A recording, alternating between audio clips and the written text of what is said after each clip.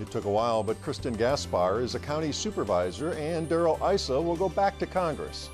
Did Measure A include too much or too little money for freeways? It was a loss for SANDAG either way. Chief Shelley Zimmerman defends her department after an independent study of SDPD traffic stops. And the downtown homeless population is growing, but a consensus on a remedy seems far away. I'm Mark Sauer. The KPBS Roundtable starts now.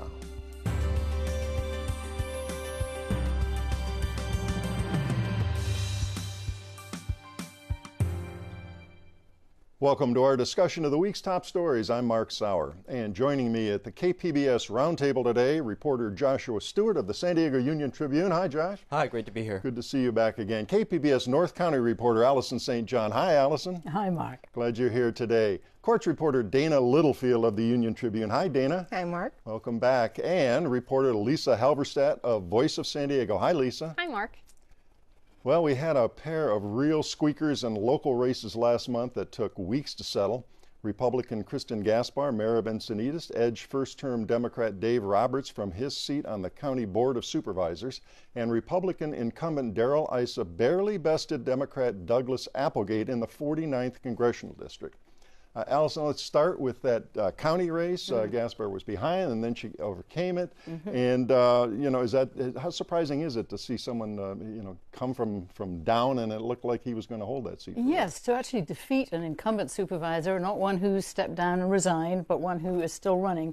It's been 30 years. I mean, the last time it happened was Brian Bilbray, who of course rose to be a congressman, but right back at the beginning of his career, he defeated an incumbent supervisor and became from the mayor of Imperial Beach a supervisor. So Kristin Gaspar is a mayor of Encinitas. She's only been in political office since 2010. She's a relative political newcomer. And so this is really quite something. I mean, I think one of the questions is, why did Dave Roberts lose as much as why? Right, yeah, that's next on my list. And he had his troubles there early on with a scandal that brewed early. Exactly, and I think nobody was quite sure would he overcome those or not, and that's why some people thought on election day, when he was 2,000 votes ahead, perhaps he managed to overcome that scandal where several members of his staff, you remember, resigned and then actually sued, and the county ended up having to pay more than $300,000 to settle the lawsuit. So I think there was a lot of money, maybe $700,000 or more, right at the end there before the election, on negative ads, sort of hitting home to voters that they claimed he'd betrayed the public trust, and that might account. That might have made the difference.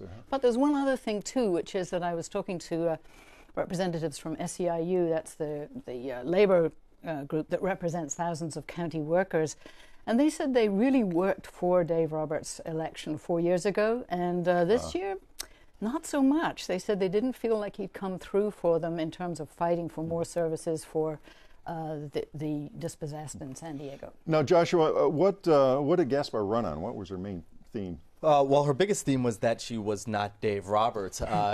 She said on several occasions that whatever she does will be something that'll make you proud, which was a not so subtle dig at the scandal in Roberts' office last year. And she, during the primary, as did the other Republican running, Sam Abed, they both jumped into this race because of the scandal that dogged Dave Roberts last year. Well, looking ahead, what does she plan to focus on now from the start? Well, she's met with all 4 of her future colleagues, and she says that she had something that she could work with all of them. But I know that she's particularly passionate about working on homelessness issues, as well as matters related to providing social services, particularly mental health care for people that need it and that are particularly vulnerable. Tied right up into homelessness, which of course we're going to get to at length here later in this show. Well, Allison, I wanted to ask you about the main issues facing all the supervisors here in 2017 coming up. Well, coming up, I mean, the thing about the supervisors is that they only have land use authority over the unincorporated areas, all those rural areas, semi-rural areas, sort of east of all of our cities. And so that is, as we are very much aware, growth is a huge issue. How are we going to build the houses to support the growing population? So that's one big issue, is how much are the supervisors going to let go of their general plan or stick with their general plan in terms of where the new housing is going to be built? Well, let's go to a SOT that we have here, that is a bite, from Ebony Monet, our KPBS anchor. She asked Gaspar about the problem of affordable housing, and let's see what she said. Well, in the state's eyes, density equals affordability. it's undeniable that increasing the housing stock has to happen. We need to have various sizes of housing available out there. It can't be the one size fits all for everybody. And so until we have more housing stock, it's really the biggest driver of whether a house is affordable or not. Yeah, well, housing, that's the big problem here. Well, so, I would just question, Gaspar certainly has a record in Encinitas that's mixed. There's a lot of controversy in Encinitas about density. So what sense do we have that she, when the rubber meets the road, that she would push for more density? Yes, well, I think this one-size-fits-all thing she was mentioning is density. It's like, is it going to be single-family homes or is it going to be multifamily homes? And there's been a huge resistance in Encinitas to multifamily homes. And even in the programs that we've seen, the planned communities out in the backcountry, they're all single-family homes. So it sounds like she's kind of saying, look, we have to get used to multifamily homes, higher density. And the question is, will she in fact favor more development in the backcountry rather than in coastal cities like hers, where really there's been a lot of resistance? Now, before we leave this, I wanted to shift over to the congressional race, the other tight one we mentioned at the outset here. And of course, we're talking about Darrell Issa, the incumbent, who didn't cruise to election this time. He had a real squeaker. What happened there? Well, it was his toughest race in 16 years that he's been in Congress. Doug Applegate, a political newcomer, he jumped into the race. No one knew who this guy was, but he finished strong in the primary and, turned a lot of heads. Part of that reason was, the district has changed around Issa. There are more Democrats in Issa's district than he's ever faced in his career before, as well as fewer Republicans. So it gave Applegate a fighting chance. And he came very close. He's already vowed he's going to come back again in 2 years, and who knows, he may get over the hump that time. Last time I checked this morning, it was around a 2,000 vote difference, which in congressional races, that's nothing. Right. We had a bite here from Issa talking about this election, and let's hear what he says. I spent $5 million. The other side spent $7 and $8 million. Some of it illegally. It was never a sure thing to win, because ultimately it only takes a little bit of money to say somebody's done something wrong, and it takes a lot of money to explain that that's not factually correct. All right, and he's got a lawsuit now against his opponent here, which is kind of unusual. Yeah, the day before the election, Issa filed a lawsuit in San Diego accusing Applegate of libel related to 2 campaign ads. One was about a 2011 New York Times article that Issa has hated since 2011. That basically, the main point of that article is that Issa used his official position in Congress to benefit his businesses, to give him a leg up. And, Applegate used that ad to as an attack, and he also used it as a way to tie Issa to Donald Trump. Well, we'll see how far any of these lawsuits will go here. Well, one thing they'll do is drain whatever money Applegate has left, and then his backers are going to have to spend a lot of money on this lawsuit to get that settled before they even start. You wonder if Hillary Clinton's lining up lawsuits against Donald Trump on that regard. Let's move on here to another close election here. We're going to turn to another big defeat on Election Day. The San Diego Association of Governments, SANDAG, made a big push to raise the sales tax half a cent to generate billions for road improvements and public transit over 40 years. Voters said no. So, Allison, it's always tough to get 2/3 of people to agree on anything here. They made the college try, but what was it? How much money was Measure A supposed to Well, it was supposed to raise $18 billion in sales tax, a half-cent sales tax, right? Although some people in Voice of San Diego have questioned whether it would actually raise that. Yeah, that was an interesting story. It was. But even if it did raise $18 billion, of course, it had a lot more attached to it, because that would then be used to leverage state and federal money. So $200 billion was at stake here. So a big deal, a lot of Yes, projects, a big deal. And a lot of vision tied up in this going forward. Well, what now? What happens to these projects? And well, roads according and to transit? Ron Roberts, who's the chair of SANDAG, they are going to do like a post-mortem and try and figure out exactly which districts voted what and find where in the county people were supportive of it and where they weren't. They're not saying what they're going to do next. They're sort of saying, let's wait and see, what the analysis is. But one of the suggestions I've heard is that next time they should try to break it up into different districts, because different parts of the county sort of want different investments. But then again, on the other hand, there's a lot of people who feel like, no, we really need to be planning regionally, and we really need to attack this problem. It's the whole idea of regional government. Right, exactly. To plan regionally. A lot of soul searching going on at SANDAG themselves now, and critics say the board is too conservative, too Republican compared to the makeup of the rest of the county. We do have a bite here. This is Lisa Schaefer, a SANDAG board member, talking about the makeup. Elected officials, and particularly the people on the SANDAG board, are more heavily conservative and Republican than the county as a whole. And the SANDAG board is a major force in this county. They bring billions of dollars to the region, and we need to make sure that we're spending those dollars in ways that are responsive to the community's needs. So who's on the board? What's going on with how it's made up and how they Well, I always call SANDAG like a sort of an awkward octopus. It's got all these arms, and it represents every city, every incorporated city, and the county. So there's like more than 20 members on it. And there's a different weighting. So if you're in Del Mar, which is a tiny city, obviously you have less influence with your vote than the 2 votes that the county and the city have. So it's weighted. Ron Roberts thinks that it's a genius way of representing the whole region. And it is hard to really come up with a better way to represent the whole region because it's such a disparate region. Well, and I think one thing that we've certainly heard a lot from folks in the city of San Diego about is that they're really interested in pushing more transit and density, transit-oriented development, that sort of thing, where in these more further out areas or even some of the beach communities up north, they're interested in highways. So there really has been this long-term discussion about whether the city of San Diego should have its own body that's looking at these issues and presenting measures to voters. Exactly, yeah. Although I think that the person who we just heard from, Lisa Schaefer, she is an Encinitas City Councilwoman who was very upset because there was supposed to be a member who is relatively progressive on climate change and therefore for public transit, Sergio Dedina from Imperial Beach, who was in line to be the second vice chair of SANDAG, which, is not a sure thing he would become the chair, but it's certainly sort of a little bit like the line of succession. And instead of appointing him, when it came to a vote, they just abolished the position. So she was very upset that this politically is like a blocking of more progressive members into leadership roles on SANDAG. It's not the first time it's happened, so when you add up all the times that progressive members have been sort of kept out of leadership roles, it looks like more conservative approaches to our transit problems are pretty much installed in SANDAG. You get very little disagreement. What can be done to fix it or reform SANDAG, or is there going to be a push to reform? Well, it's interesting that Lisa, who made that comment, has decided to step down from her position in Encinitas. She only ran in order to win more transparency in government.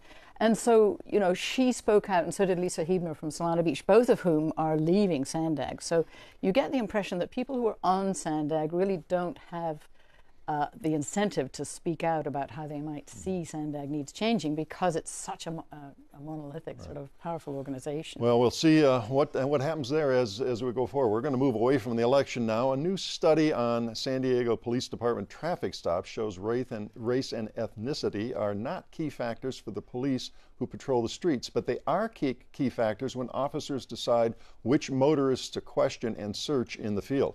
So Dana, tell us about this study, who did it, how it was done. Well, the study was conducted by researchers from San Diego State University, and they took the time to analyze traffic stop data from more than 260,000 stops conducted. Broad study. Yes, yeah. And the data was actually collected from these traffic stop cards that each officer fills out sometime after a traffic stop. And it includes some demographic data about the driver, the reason for the stop, etc. So, And so, as I said there briefly, it wasn't so much the concern about the stop themselves in terms of racial profile. It's what happened afterward. Right? Well, the researchers were looking for whatever patterns existed in the data. And what they found was that basically they looked at data over 2 years, 2014 and 2015. What they found was that there were some racial disparities in 2014, but that they had disappeared essentially in 2015. And then when they analyzed the data over those 2 years together, this is in terms of stops specifically, that the differences weren't statistically significant. And so, but they also looked at what happens after the stop. And so when you come to that kind of data, what was what was uncovered was that blacks and Hispanics, Black and Hispanic drivers were searched more often and were questioned in the field more often, these field interviews that happen. And also, even though they were stopped, or excuse me, they were searched more frequently, but it was often the case that black drivers who were searched were found with contraband less than their white counterparts. Yeah, that's interesting. So they actually, the ultimate result was they didn't find much of what they apparently were looking for. Apparently so. Yeah, in that. Now, the stats differ by neighborhood. Explain. And also there's a difference, and they try to filter out whether a stop is made in the daylight or the darkness, where obviously it's more difficult to see what the driver is. Yes, so they looked at the data as it pertained, to various places all over the city. But they also tried to break that data down in terms of division, so the patrol areas that San Diego PD covers. What they found was that in many of the divisions that they looked at, there were no significant disparities between race when it came, again, to the stops. But when they looked at the data in one particular division, that would be Northeastern, so that includes Rancho Bernardo, Rancho Peñasquitos, Mira Mesa, Scrimps Ranch, that area.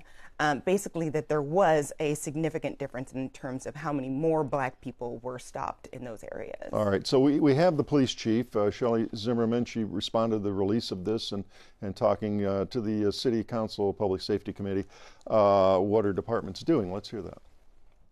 We have provided courses that cover non-bias-based policing, procedural justice, effective interaction, and emotional intelligence with the specific intent of increasing self-awareness in our employees. And as you talk about, we're not stopping there.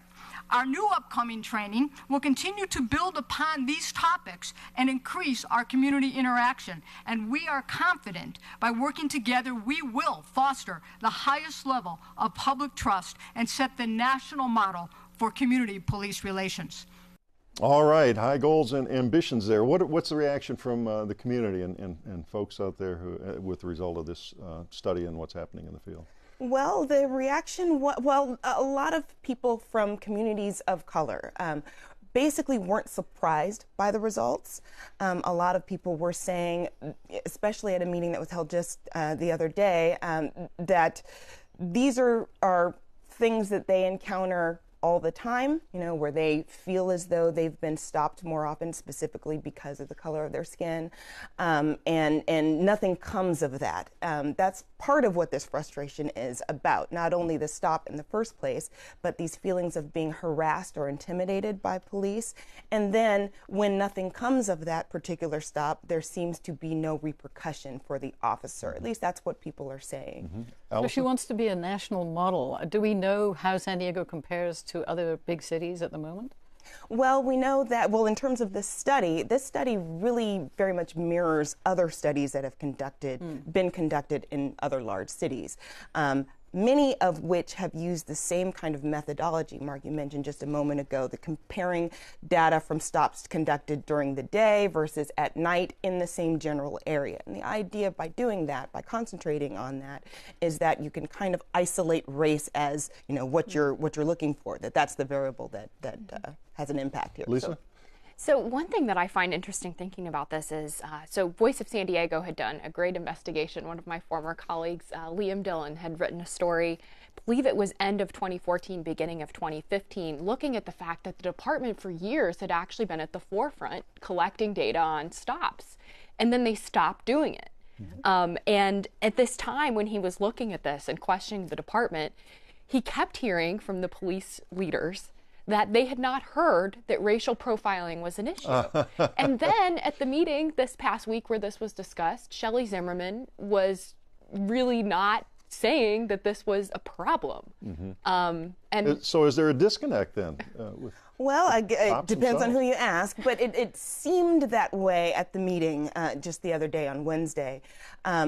Shelley Zimmerman was asked pointedly, basically she made some comments at the top of the hearing saying, that all people have some sort of bias, and police officers are no different, nor are city council members or whomever else you want to pinpoint out there in the community. However, later in the hearing, she was asked specifically by Marty Emerald and by Todd Gloria. Council members, yeah. Yes, council members asked very pointedly, could she acknowledge that this racial bias exists specifically within her department?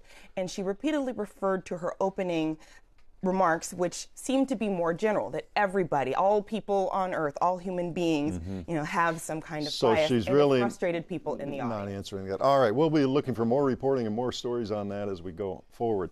Well, it seems like there are more homeless people in downtown San Diego, and that's because there are those who track the number of homeless say the population relegated to the misery of life on the street has gone way up. Lisa, the numbers here, what are we talking about here in recent months in 2016? Well, most recently, the number of folks downtown, per the counts that we are seeing that come throughout the year, is putting it around 1,100 folks living on the streets of downtown.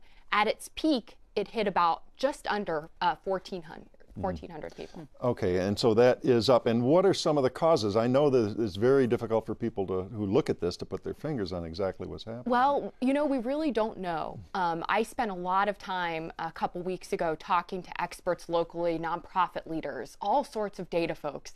And there really wasn't a clear answer, but there is one thing that comes up a lot, which a lot of folks are talking about, that is Prop 47, which is a measure that was approved statewide in November 2014, and it downgraded certain felonies to misdemeanors. And as a result, and the goal really was to lessen the prison population in the state. And what's happened as a result is that there were thousands of people that were released from prison. There are many people that would have been on probation that are no longer on probation. And there are some folks who would have been arrested in the past who are just given a citation now. And during the time since that was approved, the homeless population downtown has more than doubled. I mean, all I can say is from visiting in North County where the homeless population is, it looks like, a lot of families, a lot of kids, a lot of people who aren't felons, and that the economics, the fact that the rents now are so high, and the fact that jobs, the minimum wage is not going up. What they're telling me in North County is that they're dealing with not just people who are homeless, but a lot of people who are just managing to hang on to their houses by the skin of their teeth and need to come in for food help because they're on the verge of becoming homeless, which is a scary thing. In downtown, we're seeing a lot of tents where people are actually living now. Yes, and I do want to touch on something Allison said too, and that it's, a lot of this, we don't know. There's a lot that we don't know about what's increasing the numbers. What we do know is that the number of people living on the streets per the annual census that's done in January has gone up 19% countywide, but downtown it's up 21%. In terms of the tents, there's a key point to point out with that when folks go and do these censuses, they count somewhere between 1.72 and 2 people per tent. So when you do that, it does increase the numbers. The Downtown Partnership, which does these monthly counts, which allow us to know about the number that are on the street of downtown or on the streets of downtown now, they don't count the number of tents. They don't report that. So it's hard to know exactly how much that's affecting the numbers. But the Regional Task Force, which does its January census, they counted about 200 tents. And if you do the math on that, that would equate to about a third of the population downtown. So it does affect the numbers. But their number of 1.72, they say, is based on surveys that they're doing of how many people are actually staying in tents. And you do have instances of couples and families that are staying in these tents too. Josh? From living and working downtown, I've noticed that there's two types of largely homeless populations: people that are living in tent cities versus people that seem to have more severe drug and addiction issues on the outskirts. So is there any sort of indication of why there might be these two populations, and if these two particular populations are changing? Well, let's talk about the folks that you think might seem to have more of a criminal justice angle. So going back to Prop 47, some police and city attorneys have been saying again and again, they feel that crime is up. And that there's also less incentive to get certain folks into rehab programs, that using the carrot of the law before you might have been able to push to do that. There is some regional data that I want to point out where SANDAG had done some surveys of people being arrested for drug crimes. And it was interesting that in 2013, before Prop 47 passed, 56% of these folks who had been arrested for drug crimes had reported that they'd ever been homeless, and 28% said that they were actually homeless at the time they were arrested. Fast forward 2 years, 62% of arrestees were reporting that they'd ever been homeless, and 40% said that they were currently homeless. So I think that underlines the vulnerability of this population. But what I really want to emphasize is that the folks in the sector who study this are very quick to say, we don't know if it's necessarily all about Prop 47 or if there's a drug-related, crime-related issue. Well, we're going to have to leave it there, and we'll look forward to a lot more reporting on this, and we appreciate the stories that you've done. That does wrap up another week of stories at the KPBS Roundtable. I'd like to thank my guests, Joshua Stewart of the San Diego Union Tribune, Allison St. John of KPBS News, Dana Littlefield of the Union Tribune, and Lisa Halverstadt of Voice of San Diego. A reminder, all the stories we discussed today are available on our website, kpbs.org. I'm Mark Sauer. Thanks for joining us today on the Roundtable.